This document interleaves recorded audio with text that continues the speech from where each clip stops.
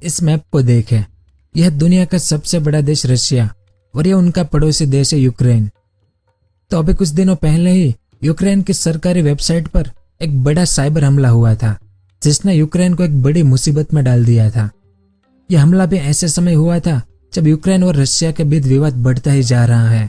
इस कारण कहीं ना कहीं यूक्रेन इस अटैक के पीछे की वजह रशिया को ही बताता है और काफी समय से रशिया यूक्रेन बॉर्डर पर यानी यहाँ पर अपनी 1 लाख से ज्यादा सेना लेकर खड़ा है, क्योंकि रशिया यूक्रेन के लिए युद्ध जैसे हालात बनाने की कोशिश में लगा है। इस कारण कभी भी यूक्रेन रशिया विवाद को लेकर अमेरिका और रशिया के बीच युद्ध हो सकता है। अगर यह समस्या जल्दी से ठीक नहीं हुई तो आने वाले समय में एक बड़ी वर्ल्ड वॉर देखने को मिल सकती है। तो आज के इस वीडियो में हम इसी के बारे में विस्तार से जानेंगे कि आखिर यूक्रेन और रशिया के बीच विवाद की वजह क्या है, रशिया और यूक्रेन के विवाद का इतिहास क्या है और यह विवाद दुनिया के लिए कैसे खतरनाक साबित हो सकता है। आखिर यूक्रेन रूस के लिए इतना जरूरी क्यों है, यह सब और इसके अलावा और भी बहुत कुछ जानने को मिलेगा आपको इस वीडियो में। तो वीडियो के अंत तक हमारे साथ बने रहिए। तो सबसे पहले हम ये जानेंगे कि आखिर यूक्रेन और रशिया के बीच में जो विवाद है वो असल में है क्या और इस विवाद के पीछे क्या क्या कारण है। तो साल 1945 में जब दूसरा विश्व युद्ध खत्म हुआ तब यूएसएसआर यानी सोवियत यूनियन और अमेरिका के बीच कई तरह के डिफरेंसेस पैदा होने लगे, जिसका नतीजा ये निकला कि दोनों के बीच साल 1945 से लेकर साल 1991 तक एक बड़ी वॉर देखने को मिली। यह वॉर किसी तरह के हथियार और बम से नहीं लड़ी गई, बल्कि इस वॉर को डिप्लोमेसी से लड़ा गया था। एक तरह से ये वॉर न्यूज़पेपर और मीडिया के जरिए लड़ी गई थी, जिसमें सिर्फ और सिर्फ धमकियां ही शामिल थी। इसका मकसद सिर्फ लोगों में अविश्वास और मतभेद पैदा करना था। इस वॉर को कोल्ड वॉर यानी शीत युद्ध के नाम से भी जाना जाता है, जिसका नतीजा ये निकला कि यूएसएसआर को 15 देशों में विभाजित होना पड़ा, क्योंकि अमेरिका यूएसएसआर के लोगों को भड़काने में कामयाब हुआ था और इसी के चलते सोवियत यूनियन का 15 देशों में विघटन हो गया। इसमें जो सबसे बड़ा देश था उसी को आज हम रशिया के नाम से जानते हैं। तो यूएसएसआर से आजाद होने के बाद 15 देशों में से एक था यूक्रेन भी, जो फिलहाल विवाद का कारण बना हुआ है। तो इस तरह से साल 1991 में रशिया और यूक्रेन का जन्म हुआ, जिसके बाद इन दोनों के बीच विवाद शुरू हुआ। अब इस मैप को देखें। साल 2014 की बात है जब रशिया ने यूक्रेन के एक छोटे से एरिया इस क्रीमिया पर जबरन कब्जा कर लिया और यह तब हुआ था जब यूक्रेन के यूरोप के साथ अच्छे रिलेशन बनना शुरू हुए थे। और रशिया का कब्जा करने का सबसे बड़ा कारण प्राकृतिक संसाधन थे, जिसका फायदा रशिया के बजाय यूरोप को मिलने लगा था, जिस कारण रशिया ने इस क्रीमिया को अपने कब्जे में ले लिया।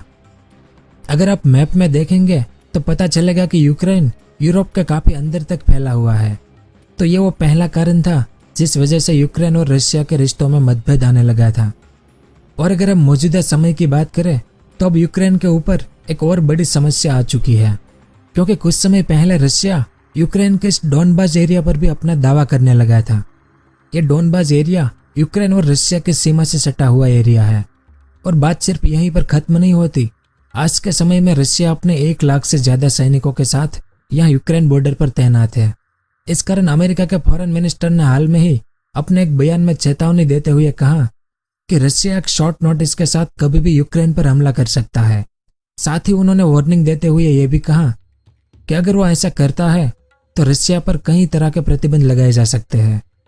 और 21 जनवरी के दिन अमेरिकी फॉरेन मिनिस्टर ब्लिंकन की रशियन फॉरेन मिनिस्टर से यूक्रेन विवाद को लेकर एक बार फिर मुलाकात हुई थी, लेकिन इससे ज्यादा कुछ फर्क नहीं पड़ा। और अमेरिका के प्रेसिडेंट बाइडेन ने रशिया को वार्निंग देते हुए यह कहा कि अगर रूस यूक्रेन पर हमला करता है तो उसे इसके गंभीर परिणाम भुगतने होंगे। तो सामने इस बात का जवाब देते हुए पुतिन कहते हैं कि रूस किसी भी तरह के हमले की तैयारी नहीं कर रहा और अमेरिकी राष्ट्रपति के बयानों से यूक्रेन में पैदा हो रही स्थिति में किसी भी तरह का कोई बदलाव नहीं आने वाला। मतलब रशिया भले ही इस बात से इनकार कर रहा हो कि वह किसी भी तरह के हमले की तैयारी नहीं कर रहा, लेकिन फिर भी उसकी हर चाल युद्ध की स्थिति को बुलावा दे रही है, क्योंकि कुछ समय पहले रशियन ट्रूप की एक सैटेलाइट इमेज भी जारी की गई थी, जिसमें यूक्रेन बॉर्डर पर रशिया के ट्रक और बंकर साफ तौर पर दिखाई दिए थे। इस कारण रशिया पर इल्जाम भी है कि उसने यूक्रेन के अंदर सेपरेटिस्ट को भड़काने का काम किया है। और अभी हाल ही में द मॉस्को टाइम्स के आर्टिकल में बताया गया है कि रशिया ने अपने H-400 बटालियन को ट्रेनिंग के लिए बेलारूस भी भेजा है। तो इन सभी एक्टिविटीज को देखने के बाद हम ये कह सकते हैं कि रशिया जरूर किसी वॉर की तैयारी कर रहा है। तो अब सवाल ये उठता है कि आखिर यूक्रेन रूस के लिए इतना जरूरी क्यों है। अब जैसा कि हमने शुरुआत में जाना कि यूक्रेन यूएसएसआर से आज़ाद होकर बना है, इसलिए एक तरह से देखा जाए तो यूक्रेन और रशिया में ज़्यादा डिफरेंस भी नहीं है। रशिया की संस्कृति ने अभी भी यूक्रेन को खुद से जोड़े रखा है और यूक्रेन के कैपिटल कीव को रूसी शहरों की माँ कहा जाता है, क्योंकि ये पुराने रशियन साम्राज्य का एक प्राचीन शहर है। इसके अलावा कुछ राजनीतिक और आर्थिक कारण भी है जिस वजह से यूक्रेन रशिया के लिए जरूरी है, जैसे कि यूक्रेन के प्राकृतिक संसाधन। लेकिन जब रशिया ने यूक्रेन के इस क्रीमिया को अपने कब्जे में ले लिया, तब रशिया ने दुनिया को यह बताया कि इस क्रीमिया के जो मूल निवासी है वो रशिया के अपने ही लोग हैं और वो रशिया में ही रहना चाहते हैं। इस कारण हमने क्रीमिया को अपने कब्जे में ले लिया है और मौजूदा समय में भी रशिया द्वारा यूक्रेन के सेपरेटिस्ट को यूक्रेन के खिलाफ भड़काया जा रहा है, जिससे कि वे भी रशिया में शामिल होने की मांग करने लगे। अब सेपरेटिस्ट का मतलब उन लोगों से है जो असलियत में रशियन मूल के हैं, जिनकी संस्कृति भी रशियन है और वो लोग रशिया में ही शामिल होना चाहते हैं। यानी रशिया के लिए यूक्रेन ठीक वैसे ही जरूरी है जैसे कब्जे से पहले तिब्बत चीन के लिए जरूरी हुआ करता था, प्राकृतिक संसाधनों के लिए। इस कारण अमेरिका और यूक्रेन के लिए अभी काफी गंभीर स्थिति बनी हुई है, क्योंकि रशिया कभी भी यूक्रेन पर हमला कर सकता है और यही वजह है कि यूक्रेन लगातार नाटो का सदस्य बनने का प्रयास में लगा हुआ है। तो आखिर नाटो क्या है और यूक्रेन के लिए नाटो का समर्थन क्यों जरूरी है। अब भले ही यूक्रेन नाटो का सदस्य ना हो, लेकिन फिर भी यूक्रेन के नाटो से काफी अच्छे रिलेशन रहे हैं और यही वजह है कि नाटो अभी कुछ हद तक यूक्रेन का समर्थन कर रहा है। नाटो का मतलब है नॉर्थ अटलांटिक ट्रीटी ऑर्गेनाइजेशन, जिसकी स्थापना दूसरे विश्व युद्ध के बाद अमेरिका द्वारा की गई थी। इसे बनाने का कारण उन देशों को आर्थिक रूप से मजबूत करना था जिन्हें विश्व युद्ध में भारी नुकसान पहुंचा था, और दूसरा सबसे बड़ा कारण था कि विश्व युद्ध खत्म हुआ तो यूएसएसआर ने ईस्ट यूरोप से अपनी फोर्स को हटाने से मना कर दिया और वहां पर कम्युनिज्म की स्थापना करने का प्रयास किया था। तो अमेरिका ने यूएसएसआर की विचारधारा को खतरा बताते हुए अपनी पूंजीवादी विचारधारा को आगे बढ़ाया। अमेरिका ने उन देशों को अपने संगठन में शामिल किया जो पूंजीवादी विचारधारा के थे, जिन्हें अमेरिका ने आश्वासन दिया कि वो उनको आर्थिक रूप से मजबूत बनाएगा, जिस कारण आज नाटो संगठन में 30 से भी ज्यादा देश शामिल हो चुके हैं। लेकिन इसी के विपरीत यूएसएसआर ने भी वार्सो ट्रीटी ऑर्गेनाइजेशन यानी WTO की स्थापना की थी, जिसमें भी कई देश शामिल हुए थे। यानी यूएसएसआर और अमेरिका के मतभेदों ने ही कोल्ड वॉर को जन्म दिया था, जिसके बारे में अभी हमने आपको वीडियो में बताया था। तो नाटो ऑर्गेनाइजेशन को कुछ उद्देश्यों के साथ शुरू किया गया था, जैसे कि नाटो के सदस्य देश यूरोप पर होने वाले हमलों को डिफेंस करने का काम करेंगे, वेस्ट यूरोप के देशों को साथ में जोड़ेंगे और नाटो के सदस्य देशों की आर्थिक सहायता के लिए प्रोग्राम बनाएंगे, और साथ ही किसी एक सदस्य पर हमला होने पर दूसरे देश सैन्य रूप से सहायक देशों की मदद करेंगे। यानी नाटो एक सैन्य संगठन था। तो अब आप समझ ही गए होंगे कि आखिर यूक्रेन को नाटो की जरूरत क्यों है, क्योंकि अगर यूक्रेन नाटो के सदस्य बन गया तो यह रशिया की अमेरिका से सीधी लड़ाई हो जाएगी।